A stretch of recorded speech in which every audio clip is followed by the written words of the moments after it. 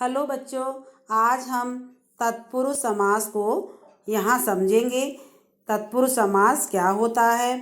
तत्पुरुष समास में दूसरा पद प्रधान होता है और समस्त पद बनाते समय कारक चिन्हों और परसर्गों का लोप हो जाता है। लेकिन अगर हम समस्त पद से समास विग्रह करते हैं तब हम इन विभक्तियों का प्रयोग करते हैं जिन्हें हम कारक चिन्ह व परसर्ग कहते हैं। कारक चिन्हों के आधार पर तत्पुरुष समास के 6 भेद हैं। कर्म तत्पुरुष, करण तत्पुरुष, संप्रदान तत्पुरुष, अपादान तत्पुरुष, संबंध तत्पुरुष, अधिकरण तत्पुरुष। यहाँ ये इनकी विभक्तियों के अनुसार ही हमें समास विग्रह करना होता है और समस्त पद बनाते समय उन विभक्तियों का लोप कर दिया जाता है। प्रथमा विभक्ति और संबोधन विभक्ति का हम यहाँ प्रयोग नहीं करते। कर्म तत्पुरुष, कर्म तत्पुरुष में को विभक्ति का लोप हो जाता है जब हम इसको समस्त पद बनाते हैं। तो ये हमारे समस्त पद हैं और ये हमारे समास विग्रह। वन गमन, वन को गमन, तो यहाँ को विभक्ति का प्रयोग किया गया है। वन को गमन, कहाँ गमन? वन को गमन। परलोक गमन, परलोक को गमन, यहाँ भी है ना को विभक्ति का प्रयोग किया गया है। आतिथ्यगण, आतिथ्य अर्पण, अतिथि को अर्पण। जनप्रिय, जन को प्रिय, ये को विभक्ति का प्रयोग है। ग्रामगत, ग्राम को गत, कहाँ गत? ग्राम को। सर्वप्रिय, सबको प्रिय, यहाँ भी को विभक्ति का प्रयोग किया गया है। लेकिन ये हमने समास विग्रह किया है तभी हमने इन विभक्तियों का प्रयोग किया है। लेकिन अगर आपके पेपर में आता है कि समास विग्रह से आप समस्त पद बनाइए, तब हम क्या करेंगे? ये को विभक्ति है उसका हमें लोप करना होगा। वन को गमन की जगह वन गमन, परलोक को गमन, परलोक गमन, अतिथि को अर्पण, आतिथ्य अर्पण, जन को प्रिय, जनप्रिय, ग्राम को गत, ग्रामगत, सबको प्रिय, सर्वप्रिय। इस तरह हमें ये ध्यान रखने योग्य बात है यहाँ पर कि जब हम समस्त पद से समास विग्रह करते हैं तब हम विभक्ति का प्रयोग करते हैं, लेकिन समास विग्रह से अगर हमें समस्त पद बनाना है तो वहाँ हम विभक्ति का लोप करते हैं। और अगर समास का नाम लिखने आए तो आप समास का नाम भी लिखोगे। यहाँ तो ऑलरेडी समास का कर्म तत्पुरुष नाम लिखा हुआ है। दूसरा है हमारा करण तत्पुरुष, जिसमें से और के द्वारा विभक्ति का प्रयोग करके हमें यहाँ विग्रह करना है समास का। तो यहाँ ये समस्त पद हुए और यहाँ हमारा ये समास विग्रह हुआ। तुलसीकृत, तुलसी के द्वारा कृत, अब यहाँ के द्वारा विभक्ति का प्रयोग किया गया है। तो तुलसी के द्वारा रचित, कृत मीन्स रचित होता है। गुरुदत्त, गुरु के द्वारा दत्त, द्वारा। आँखों देखी, आँखों से देखी, या यहाँ पे आँखों द्वारा देखी भी हो सकता है, द्वारा और से, क्योंकि यहाँ करण विभक्ति के द्वारा कार्य हो रहा है। मन माना, मन से माना, या मन के द्वारा माना गया, ये भी ठीक रहेगा यहाँ पर, लेकिन आप उचित विभक्ति का ही प्रयोग करेंगे। अकाल पीड़ित, अकाल से पीड़ित।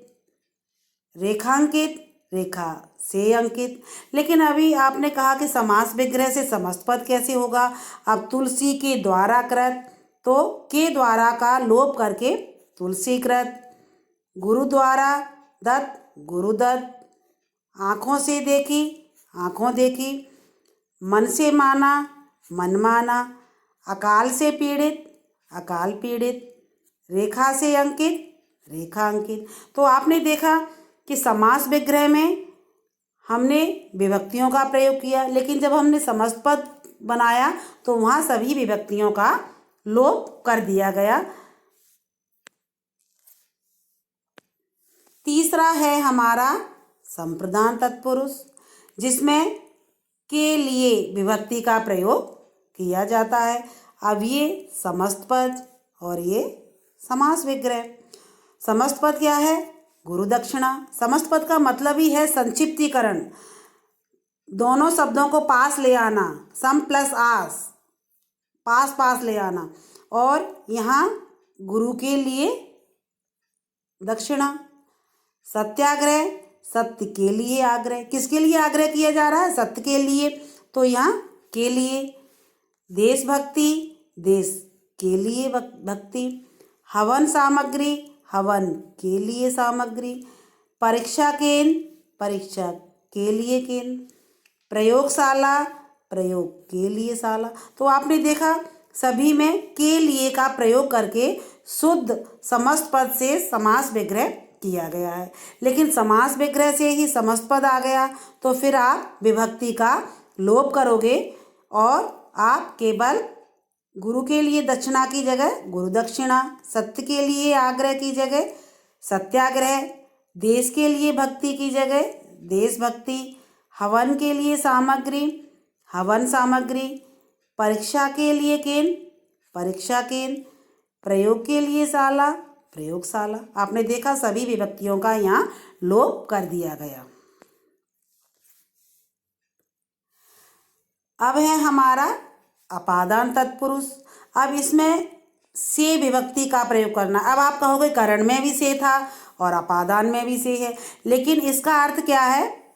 अलग होना। इसका मतलब है अलग होना। इस कोई चीज़ अलग हो रही है। समस्त पद और विग्रह। देश निकाला, देश से निकाला। अब देश के द्वारा यह कार्य नहीं हो रहा, देश से निकाला जा रहा है, तो देश से निकाला। धर्म भ्रष्ट, धर्म से भ्रष्ट। धनहीन, धन से हीन, धन से हीन हो रहा है। अपराध मुक्त, अपराध से उसे मुक्ति मिल रही है, अलग किया जा रहा है। ऋण मुक्त, ऋण से मुक्ति मिल रही है, कर्ज से मुक्ति मिल रही है। कर्तव्य विमुख, और कर्तव्य से विमुख हो रहा है, वो अलग हो रहा है, अपने कर्तव्य को ना समझकर वो उससे अलग हो रहा है, तो यहाँ से विभक्ति का प्रयोग किया गया है। इसी तरह समास विग्रह से जैसे आप पहले भी देख चुके हैं कि जब हम विभक्ति का लोप करते हैं समस्त पद बनाते समय, तो देश से निकाला देश निकाला, धर्म से भ्रष्ट धर्म भ्रष्ट, धन से हीन धनहीन, अपराध से मुक्ति अपराध मुक्त, ऋण से मुक्त ऋण ऋण मुक्त। अब यहाँ केवल समस्त पद में उसका लोप करना होता है। कर्तव्य से विमुख कर्तव्य विमुख, इस तरह लोप किया गया समस्त पद बनाते समय। संबंध तत्पुरुष, जिसमें का, की, के विभक्ति का प्रयोग किया गया है। ये संबंध कारक की विभक्ति है, इसमें का, की, के का प्रयोग होता है। लेकिन हमें ये देखना बहुत ज़रूरी है कि कहाँ का प्रयोग होगा, कहाँ पर के का प्रयोग होगा और कहाँ पर की का प्रयोग होगा। ऐसा नहीं कि हम कुछ भी लगा दें तो हमारा समास विग्रह सही हो जाएगा। तो हमें सोच समझ करके इस कारक विभक्ति का प्रयोग करना है। समस्त पद, समास विग्रह। भारत रत्न, भारत का रत्न। रामानुज, राम का अनुज, राम का अनुज मतलब छोटा भाई, राम का छोटा भाई। का, छात्र सभा, छात्रों की सभा या की। ईश्वर पूजा, ईश्वर की पूजा। भाग्याधीन, भाग्य के अधीन। नयन तारे, नयन के तारे। तो आपने देखा उसी तरह आप जब समास विग्रह से समस्त पद बनाओगे तो आप इनका लोप करोगे। फिर भारत रत्न की जगह भारत रत्न, राम का अनुज रामानुज, छात्रों की सभा छात्र सभा, ईश्वर की पूजा ईश्वर पूजा, भाग्य के अधीन भाग्य अधीन, नयन के तारे नयन तारे। इस तरह आपको समस्त पद बनाते समय लोप करना है और समास विग्रह करोगे तो आप उन विभक्तियों का प्रयोग करोगे। अधिकरण तत्पुरुष, इसमें मैं और पर ये दो विभक्तियों का समस्त पद बनाते समय लोप होता है और समास विग्रह करते समय हमें इनका प्रयोग करना होता है। तो ये समस्त पद और ये हमारा समास विग्रह। कला निपुण, इसमें कोई विभक्ति चिन्ह नहीं लगा, ना मैं और ना पर। लेकिन यहाँ हम जब प्रयोग करेंगे विग्रह, समास विग्रह करेंगे तो कला में निपुण। किस में निपुण है? कला में निपुण है। कर्तव्य निष्ठा, कर्तव्य में निष्ठा, कर्तव्य के प्रति निष्ठा। किस में निष्ठा है उसकी? कर्तव्य में निष्ठा है, अपने कर्तव्य के प्रति निष्ठावान है। गृह प्रवेश, गृह में प्रवेश, कहाँ प्रवेश हो रहा है? घर में प्रवेश हो रहा है, तो यहाँ मैं। आत्मविश्वास, आत्म पर विश्वास, अपने ऊपर विश्वास। किस पर विश्वास है? आत्म पर, स्वयं पर। भाषा अधिकार, भाषा पर अधिकार। घुड़सवार, घोड़े पर सवार, कहाँ पर सवार है वो? घोड़े पर। यहाँ इसी तरह कहाँ मैं और कहाँ पर विभक्ति का प्रयोग होगा, इस तरह हमें उचित विभक्ति का प्रयोग लगा के समास विग्रह करना है। और समासपद बनाते समय कला में निपुण, कला निपुण। कर्तव्य में निष्ठा, कर्तव्य निष्ठा। गृह में प्रवेश, गृह प्रवेश। आत्म पर विश्वास, आत्मविश्वास। भाषा पर अधिकार, भाषा अधिकार।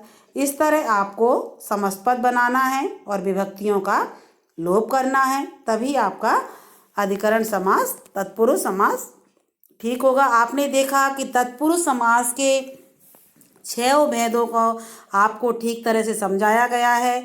और अब आप इससे आगे आने वाली वीडियो कर्मधारय समास की वीडियो जो आपके सामने आएगी, आप उसको भी ध्यान से देखेंगे कि किस तरह उसमें समासपद बनाया जाता है और किस तरह उसका समास विग्रह किया जाता है। धन्यवाद।